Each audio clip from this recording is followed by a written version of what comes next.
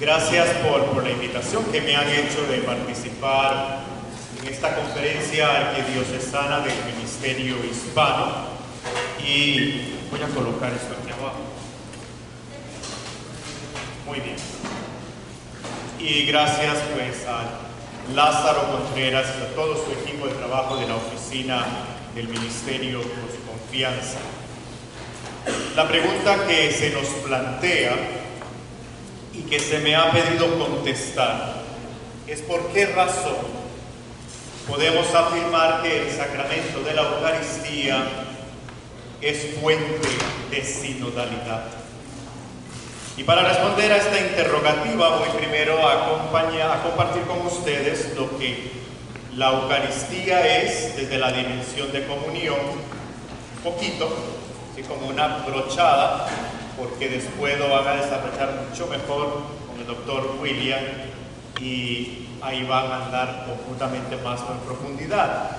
Y en segundo, después conocer y entender lo que es el concepto de sinodalidad, para después poner estos dos en conjunto y entonces ver la relación que existe entre ellas dos.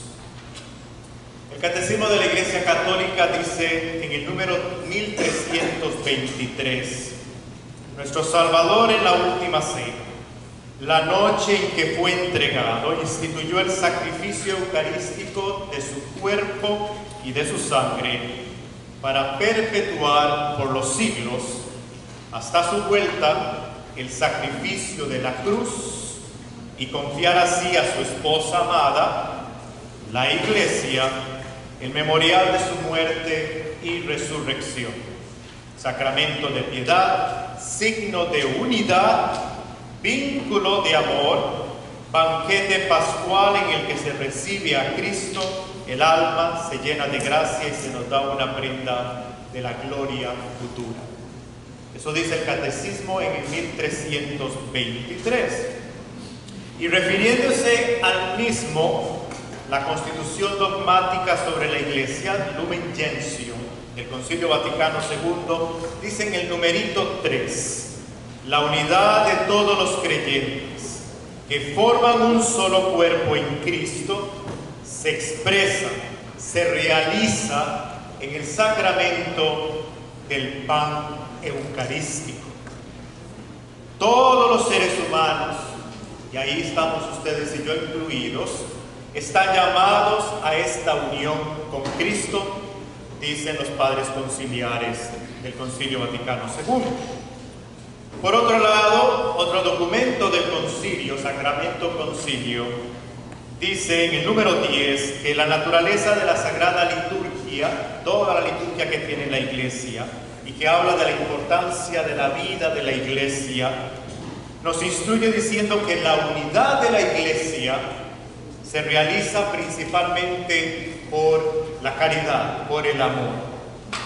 Y en el concilio se resalta que la liturgia inspira a los fieles a llegar a ser un solo corazón en el amor, cuando han probado su plenitud de los misterios pascuales. Entonces ustedes y yo oramos para que podamos poner en acción en nuestra vida lo que hemos recibido con fe. Poner en acción lo que hemos recibido con fe. San Juan Pablo II, en un documento que escribió, Ecclesia de Eucaristía, explica por qué la Eucaristía edifica la Iglesia, y dice él en el número 22, textual: la incorporación a Cristo, que la tenemos por medio del sacramento del bautismo, se renueva y se consolida constantemente participando en el sacrificio eucarístico, o sea, la misa. Podemos decir no solo que cada uno de nosotros recibe a Cristo, sino también que Cristo nos recibe a cada uno de nosotros. Él entra en amistad con nosotros. Por su unión con Cristo, dice este documento de Juan Pablo II, el pueblo de la nueva alianza, ustedes y yo, se convierten en un sacramento para toda la humanidad, para todo el mundo, signo e instrumento de la salvación realizada por Cristo para ser luz del mundo, sal de la tierra.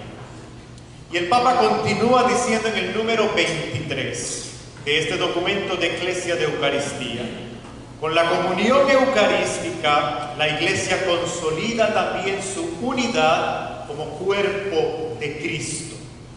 San Pablo se refiere a esta eficacia unificadora de la participación en el banquete eucarístico cuando le escribe a los corintios: y el pan que partimos no es comunión con el cuerpo de Cristo, porque aun siendo muchos, un solo pan y un solo cuerpo, somos pues todos los que participamos de un solo pan.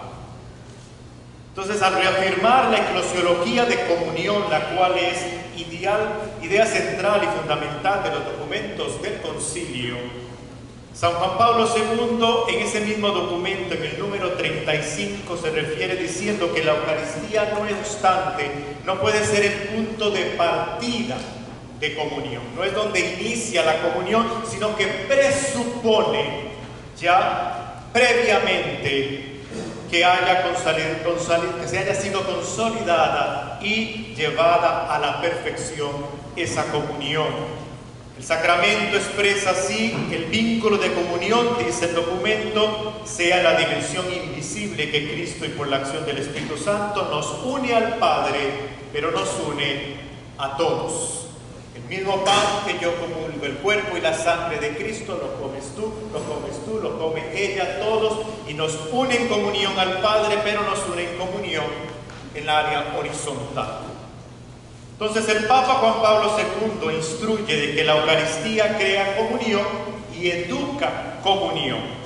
Y continúa diciendo que San Pablo escribió a los corintios cuando les dijo que éramos de un mismo pan, comíamos mismo el pan todos juntos, porque los corintios, la gente de Corinto, estaban viviendo divisiones, estaban un poquito como perros y gatos.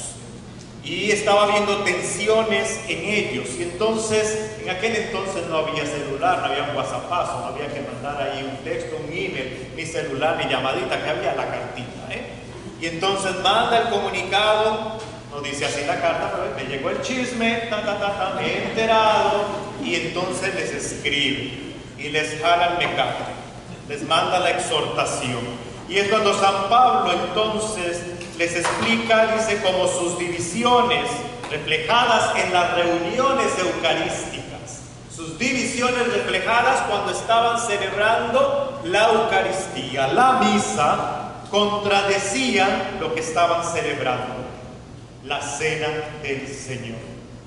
Entonces San Pablo los exhorta a reflexionar sobre la verdadera realidad de la Eucaristía para volver al espíritu de una comunión fraterna entre hermanos y entre hermanas. Eso lo encuentran en el número 40 de Eclesia Eucaristía. En el 2021, los obispos de Estados Unidos escriben un documento que se llama El misterio de la Eucaristía en la vida de la Iglesia. Y dicen nuestros obispos: la persona que participa dignamente en la Eucaristía puede vivir cada vez más la nueva ley del amor dada por Cristo, porque Cristo se comunica en el sacramento del altar. De acuerdo con ellos, con los obispos, en la celebración de la misa se nos muestra lo que realmente es el amor, y recibimos la gracia que nos permite imitar el amor que Cristo me muestra, porque no puedo dar lo que no tengo. Es Cristo que por su gracia que me da, me ayuda para poder entonces ser Eucaristía fuera. Cuando celebramos la misa los sacerdotes, hay una partecita en la plegaria eucarística antes de que cantemos el santo que se llama el prefacio. Y hay varios que el sacerdote puede escoger dependiendo del tiempo litúrgico, y hay varias opciones. Y en el prefacio número 2, que casi en el momento que se realiza antes de la consagración, dice una frasecita así textual: con este venerable sacramento, con la Eucaristía, alimentas, santificas a tus fieles. Estamos orando al Padre. El sacerdote ora por la iglesia y él mismo dice estas palabras: para que todos los que habitamos en el mundo seamos iluminados por una misma fe y congregados en una misma caridad, en un mismo amor. Al decir esto, ¿qué estamos diciendo? Solo en esa frase del prefacio 2. Dios nos alimenta y nos santifica por medio de ¿qué? De la Eucaristía. No lo hacemos individualmente, como sopilotes cada uno aislado, sino que cada uno lo hacemos congregados como un pueblo de Dios, el nuevo pueblo, el pueblo de la nueva alianza. Como Israel era el pueblo de la antigua alianza, nosotros somos el pueblo de la nueva alianza. Como iglesia, decimos también que alimentados por la Eucaristía somos impulsados a vivir, a anunciar y a compartir esa misma fe que nos congrega a todos como hermanos y hermanas con los demás. Y expresamos que la Eucaristía, que nos alimenta y que nos santifica, nos compromete a ser agentes transformadores. Ahí es donde entra William con el toque del badán.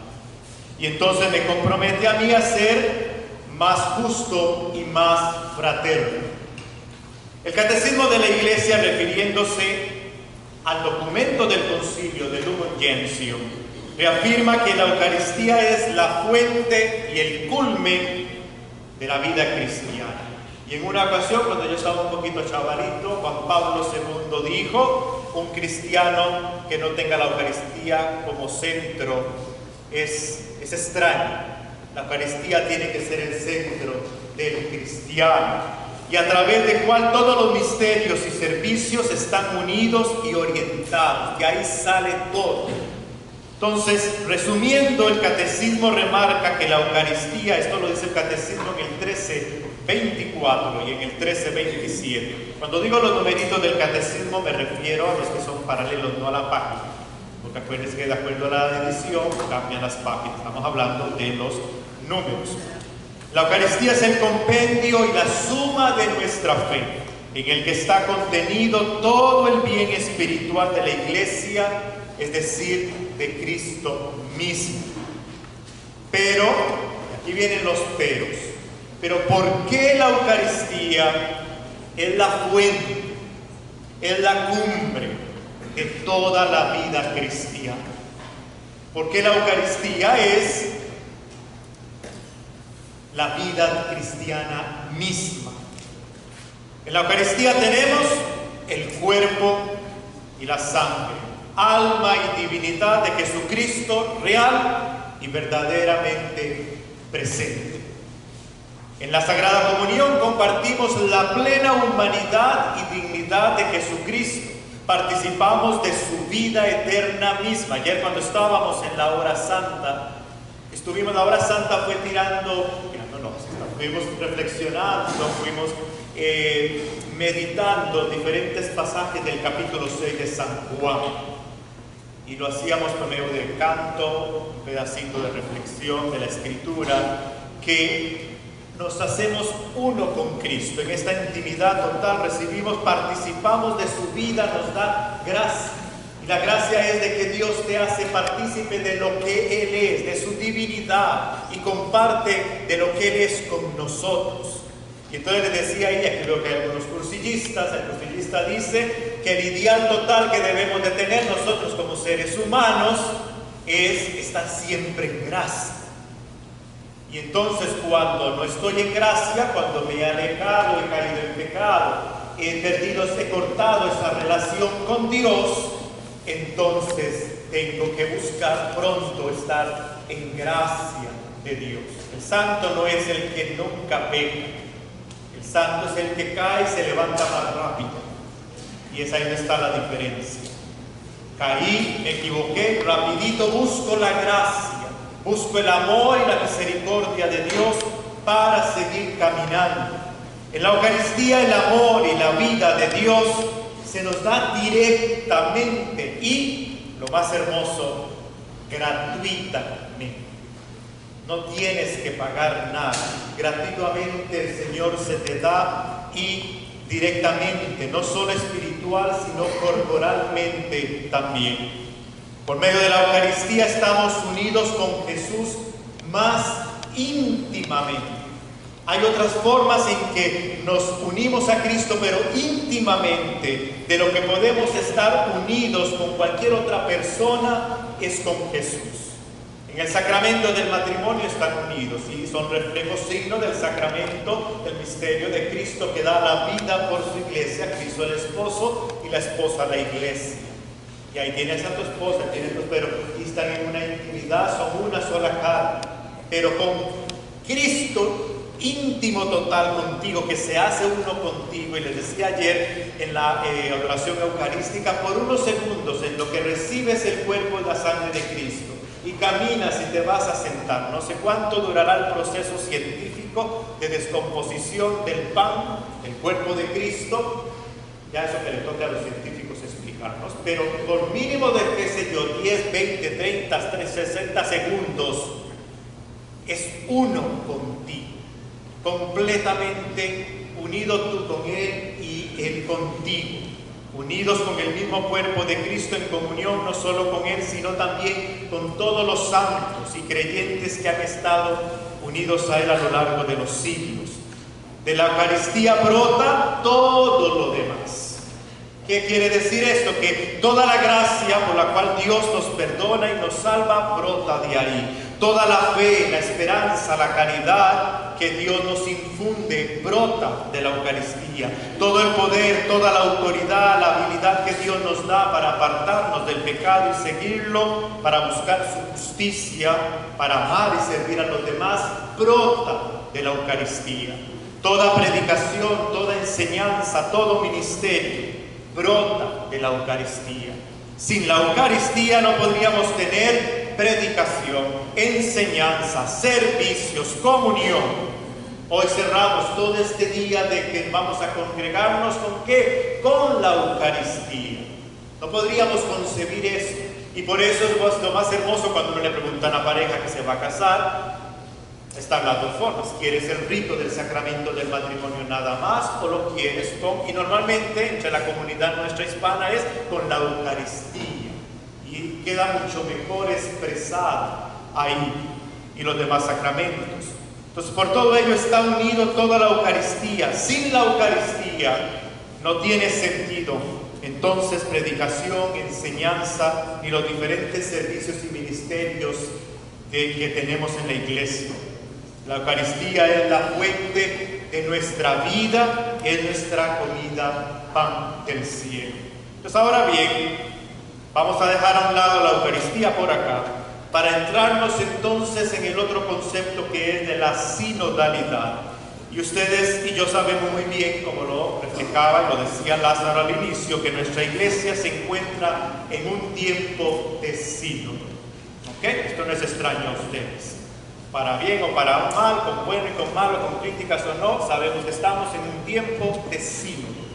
Es un tiempo especial en que nosotros somos invitados a mirarnos en sí mismos como iglesia, a meternos hacia adentro y mirarnos hacia adentro.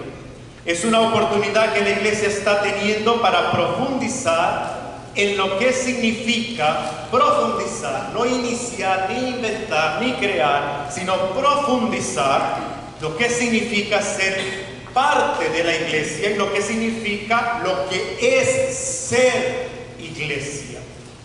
Es un momento donde se nos invita a reflexionar en los valores eclesiales de comunión, participación, para fortalecer ese ardor misionero. Entonces vayan teniendo en clave comunión, participación y ardor misionero. Según la Comisión Teológica Internacional, en el documento del Sínodo en la vida y misión de la Iglesia, dice así en el número 6, la eclesiología, la ciencia que estudia la Iglesia, lo de la Iglesia, del pueblo de Dios, destaca la común dignidad y la común misión de todos los bautizados, y ahí ustedes y yo, en el ejercicio de sus carismas, de sus talentos, de su vocación, de sus ministerios. El concepto de comunión expresa en este contexto la sustancia profunda del misterio y de la misión de la Iglesia, que tiene su fuente, que tiene su cumbre en el banquete eucarístico. Lo dice el documento de la Comisión Teológica encargada del Sínodo. Este concepto designa la unión con Dios Trino y la unidad entre las personas humanas, que se realiza mediante el Espíritu Santo en Cristo Jesús.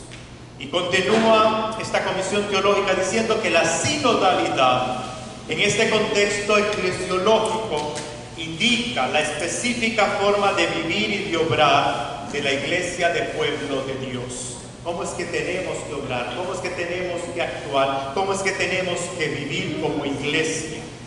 Ser comunión en el caminar juntos, en reunirse en asamblea y en participar activamente todos los miembros como misionera, evangelizadora. El Papa Francisco, cuando estaba en Asís, Italia, el 4 de octubre del 2013, cuando estaba celebrando la fiesta de mi patrón San Francisco de Asís, dijo la siguiente frase: celebrar un sínodo significa caminar juntos.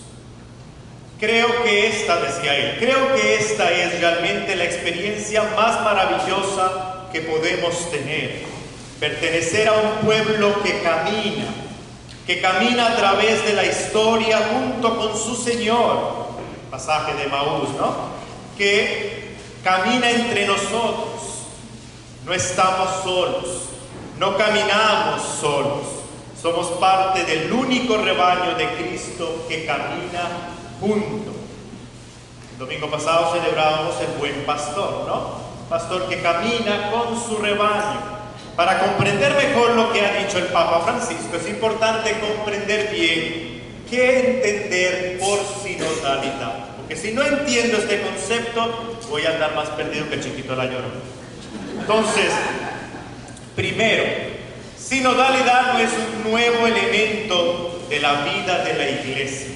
Lo han inventado, lo sacó el Papa ahora, es un invento, una autocomprensión, sino que sinodalidad es parte constitutiva de la Iglesia y ha estado presente en muchas formas desde sus inicios. Quizá no con ese mismo término, como usted no va a encontrar el término Eucaristía en la Sagrada Escritura, va a encontrar fracción del pan, por ejemplo, pero usted se va a volver loco buscando la palabra Eucaristía, no la va a encontrar. No vas a encontrar la palabra sinodalidad desde los anteriores de la historia de la Iglesia, pero el concepto, lo que significa, lo que es, sí está ahí. Sinodalidad es una forma de expresar quiénes somos como cristianos y en quiénes nos estamos convirtiendo juntos como Iglesia a través de la acción del Espíritu Santo. Sinodalidad no es simplemente sobre ciertos aspectos de gobierno de la Iglesia, es mucho más que eso. Sinodalidad es, como ya se ha indicado, es ser Iglesia juntos, pero participando todos en la misma misión que Dios encomendó a la Iglesia. Sinodalidad es una forma de vida en la cual se integra y se hace más concreta la comunión, la participación y la misión de ella. Sinodalidad se asegura no tener la tentación de separar comunión por un lado, participación por el otro y misión, sino que van completamente entrelazadas. Por eso el término que el Papa Francisco usa muchísimo en su papado, ser discípulos misioneros. Discípulo es el que sigue a Cristo. Y no podemos concebir un discípulo que no sea misionero. Está en el ADN del cristiano, juntos. La sinodalidad, por todo esto, es una forma de ser y hacer iglesia. Es una forma de ser y hacer iglesia. La sinodalidad, no tanto por la palabra, sino por el concepto, nos remite a la iglesia primitiva, en los primeros años de la iglesia de los apóstoles. Es una iglesia familia de Dios. Participa, unida a Cristo, que evangeliza, que es dinámica. Esto es la sinodalidad, caminar juntos, comunión en el camino. Somos la iglesia peregrina, canta un canto que tenemos, ¿no? Entonces, en primer lugar, ser cristiano significa incorporarnos a Cristo, conocer a Cristo experiencialmente, el querigma. Porque cuando yo estuve en el seminario en Costa Rica, primero fui seminarista diocesano antes de entrar a la orden franciscana, y estábamos 140 seminaristas más o menos. Nos dio un retiro un obispo y nos decía: muchos de ustedes quizá van a llegar a terminar todo el proceso y se vayan a ordenar y vayan a ser sacerdotes, donde vayan a estar asignados en las diferentes diócesis. ¿Cuántos de ustedes han tenido y vayan a tener o estén teniendo un encuentro real con Cristo, hayan recibido el querigma? Eso es otra historia, dijo Silvia Pinal. Porque puedo llegar a tener hasta 20, 30, 40 años de ser sacerdote o ser seminarista, y por el hecho de que esté ahí y que tenga un doctorado en teología no significa que haya tenido un encuentro con la persona de Cristo. Entonces, también como servidor y como ministerio puedo saber mucho de conceptos teológicos, ser un ratón de biblioteca, pero tener un encuentro con Cristo, Cristo resucitado, que salga como María Magdalena, que tiene que salir a anunciarlo, que salga como la mujer samaritana, que tuve ese encuentro y tuve que dejar el cántaro, lo más valioso que traía, que era donde tenía que poner el agua, y qué cuento de cántaro ni nada. Tuvo que salir a anunciar: me he encontrado con el Mesías. Es así tu experiencia de vida cristiana, que no puedes parar de anunciarlo, de decirlo con tus acciones y con tu vida, que se te salen los poros, que Cristo vive en ti, que has tenido ese encuentro contigo. Eso se percibe, pero luego. Entonces, este caminar, dice primero que todo, es incorporarnos a conocer a Cristo experiencialmente, profundizar en Cristo, anunciar a Cristo. Esto es caminar, esto es propio de la iglesia. Cuando los discípulos de Emaús, que ayer leímos un pedacito en la hora santa, se encuentran, dice, lo reconocieron al partir el pan. ¿Dónde fue eso? La Eucaristía. ¿Qué hicieron? Regresaron a Jerusalén luego. No podían quedarse ardor ahí. Entonces, en segundo lugar, siempre juntos, en comunidad, en familia, nunca en el aislamiento, nunca en el egoísmo, nunca en el individualismo. Como comunidad, una sola iglesia, una sola familia, juntos. Y esto tiene que ir entrando en el ser y en el actuar y en el estilo de la iglesia. Esto es la sinodalidad y en esto es lo que estamos. No es nada nuevo, pero al mismo tiempo puede ser un nuevo ímpetu, un nuevo acento, el dar cuenta de lo que trae consigo esta apuesta actual por la sinodalidad. La sinodalidad es un proceso dinámico que nunca va a terminar. Va cambiando, va transformando, no es estático. Toda la iglesia y todo lo que es iglesia debe ser sinodal. Se trata de un proceso de escucha, de discernimiento, que se orienta en la comunión, tarea evangelizadora desde participación, interrelacionado, no anulando obviamente las diferencias, las diferentes vocaciones y los carismas que hay en la iglesia. Comienza desde abajo, con una experiencia eclesial, con 3 ideas claves: apertura, cercanía y acompañamiento. Repito, con apertura cuesta, con cercanía cuesta y acompañamiento cuesta. Teniendo en cuenta lo que es la Eucaristía y la sinodalidad, ahora vimos la Eucaristía un poquito en el sentido de comunión, porque Eucaristía es Ahí entro entonces al podcast de Fe Más Café y explico, hay como 14 episodios de todo eso.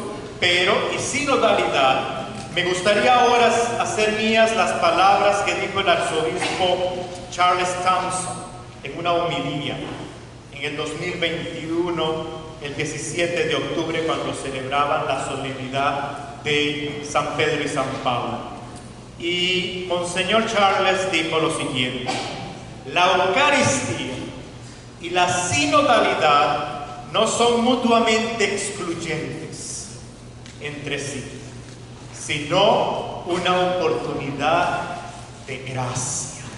Una oportunidad de gracia. Es decir, que los asuntos de misión, de eclesiología, de sinodalidad y hasta del gobierno administrativo de la Iglesia no pueden estar divorciados de la vida eucarística de la Iglesia.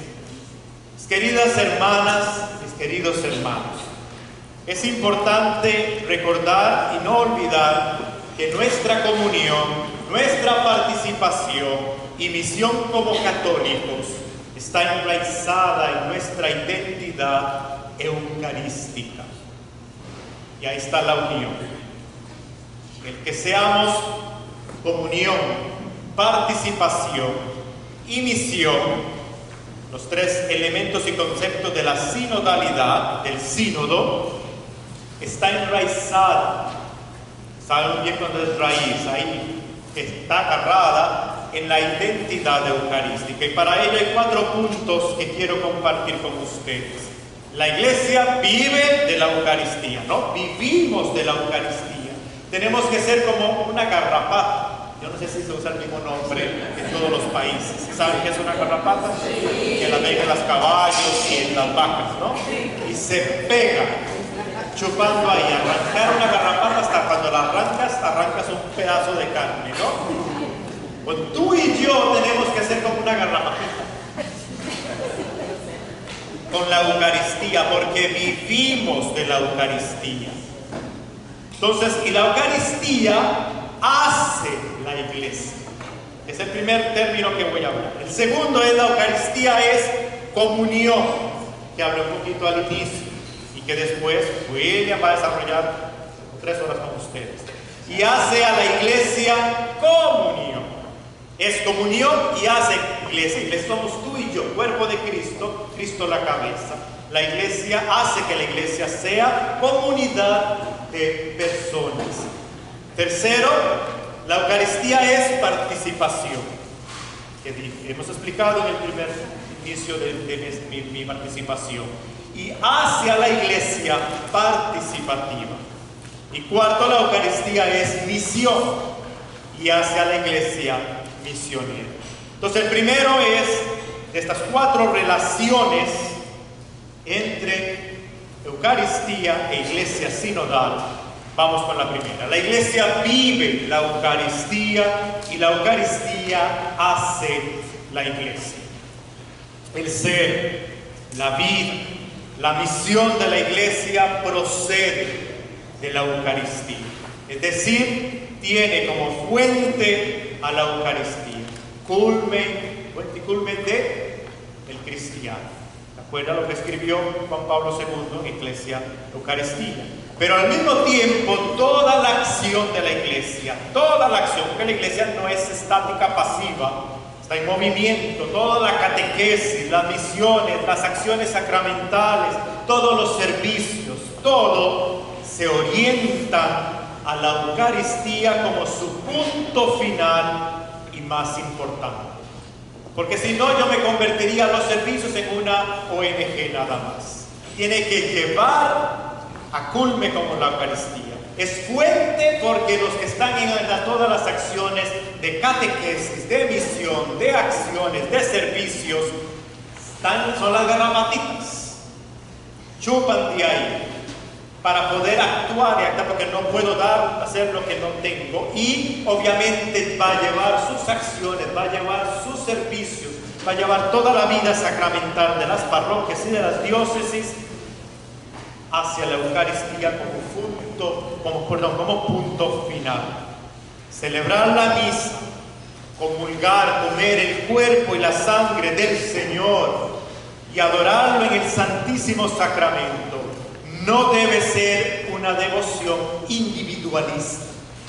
Yo y Jesús, yo y Dios, sino que debe ser una vivencia de nuestra fe cristiana, de comunión con Dios y con los demás.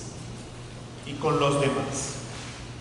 Segundo, la Eucaristía es comunión, decíamos, y hace a la Iglesia comunión, es decir, hace que la Iglesia sea comunidad de personas, no un grupito ahí reunido nada más, un grupito social, es comunidad de personas, pero que es comunión de acuerdo a la Eucaristía. Como recordábamos al inicio de esta presentación, el fruto de la Eucaristía es una profunda comunión con Cristo. Dijimos, uno con mí mismo, Cristo que se une a mí y Cristo que también participa de lo que yo soy, que esto es el misterio de amor. Yo, pecador, criatura, y que Él también quiera contener el misterio de la encarnación, que Dios siendo Dios se encarna, se hace un ser humano,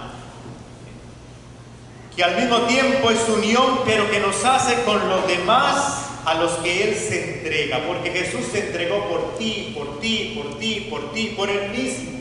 Y entonces, si se entregó por mí y por ti, eso nos hace hermanos y hermanas, nos hacen comunión. Yo no puedo tener a Jesús solo para mí. Hay una expresión que uno dice, ay Dios mío, ay Dios mío, ay Dios mío. Y cuando yo escucho a alguien de ay Dios mío, también mío.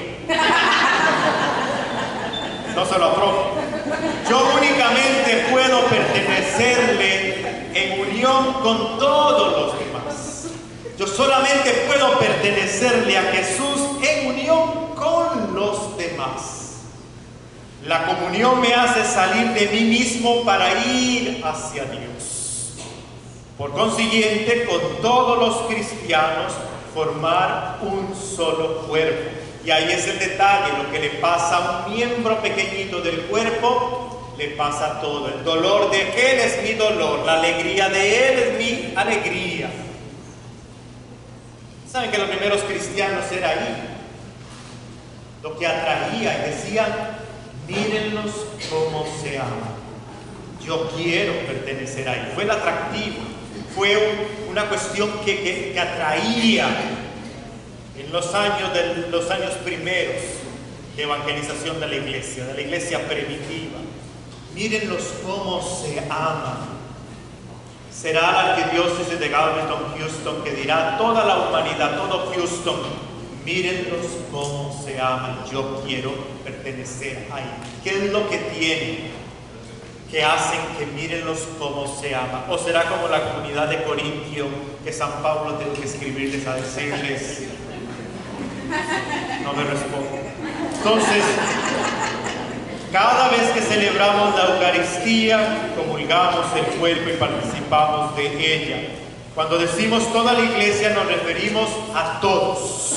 Y todos es todos. Obispos, sacerdotes, diáconos y los laicos, de los cuales se incluye aquí aquellos que tienen vocación a la vida consagrada. Recordemos que todos somos incorporados a la vida y a la misión de la Iglesia a través del sacramento del bautismo. Esto no es ajeno. Del sacramento de la confirmación y del sacramento de la Eucaristía. Cuando decimos todos, no significa solamente, eso es cosa que le toca a los que han sido ordenados, como los obispos, presbíteros, diáconos y hombres y mujeres de vida consagrada en la vida religiosa, sino también ustedes, los laicos, quienes son alimentados y fortalecidos por la Eucaristía, están llamados a salir, a llevar el mensaje de la buena nueva al mundo, ser sal y luz. Es importante aquí recordar lo que dice el documento Lumen Gentium del Concilio Vaticano II en el número 31, en que el Catecismo de la Iglesia recoge y lo pone en el número 897. Dice el Catecismo, los laicos, para entender quiénes son los laicos, se entiende aquí a todos los cristianos, excepto los miembros del orden sagrado, obispo, sacerdote y diácono, y del estado religioso reconocido en la Iglesia. Son pueblos laicos los cristianos que están incorporados por el bautismo, que forman el pueblo de Dios y que participan de las funciones de Cristo, sacerdote, profeta y rey. Los laicos realizan, según su condición, la misión de todo el pueblo cristiano en la Iglesia y en el mundo. Es por eso que el sacramento del bautismo que ustedes y yo hemos recibido, a todos se nos ha confiado 3 oficios: sacerdote, profeta y rey. Fuimos ungidos con el santo crisma. Y por esta razón los laicos son sacerdotes, los laicos son profetas y son reyes. Son sacerdotes los que ofrecen a Dios toda su actividad diaria, sus sacrificios, sus acciones hacia Dios, sabiendo que cada uno tiene talentos, carismas que Dios le ha dado y lo ponen al servicio de la Iglesia, del mundo, y que son conscientes de que siempre y en todas partes deben llevar la presencia de Dios. Son profetas porque están llamados a dar testimonio de la palabra y de la obra, del estilo de la vida del cristiano.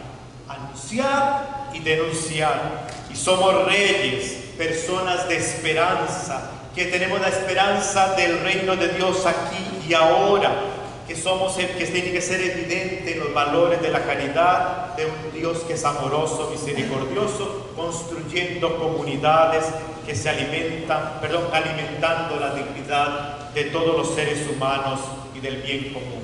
Entonces los laicos también están llamados a dar su tiempo, a dar su talento, que son el tesoro a la Iglesia, a nivel parroquial, a nivel diocesano, a nivel universal.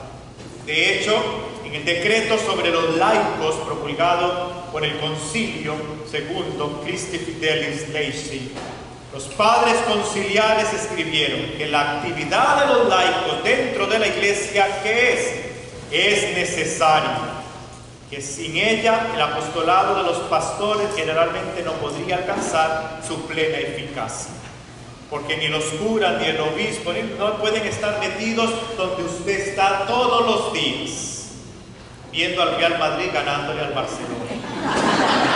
Aunque a veces yo voy, cuando puedo. Pero ¿quiénes están ahí? Ustedes.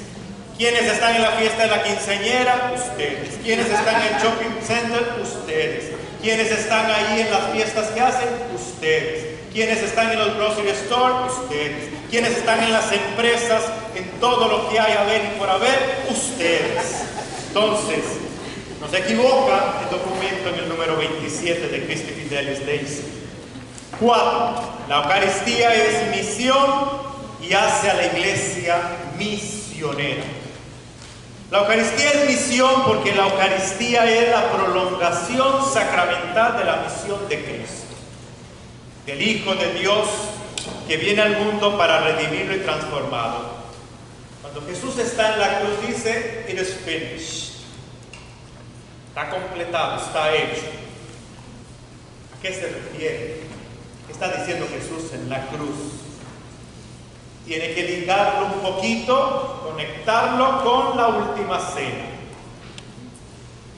Este es mi cuerpo. Esta es mi sangre, que será entregada por ustedes, derramada por ustedes. La salvación y redención. Ya, ¡pum! He venido a hacer la voluntad del Padre. Entonces, en esta prolongación sacramental de la misión de Jesucristo, que viene al mundo para redimirlo, para transformarlo, la nueva alianza, a eso se refiere cuando dice, "Stop, it's finished".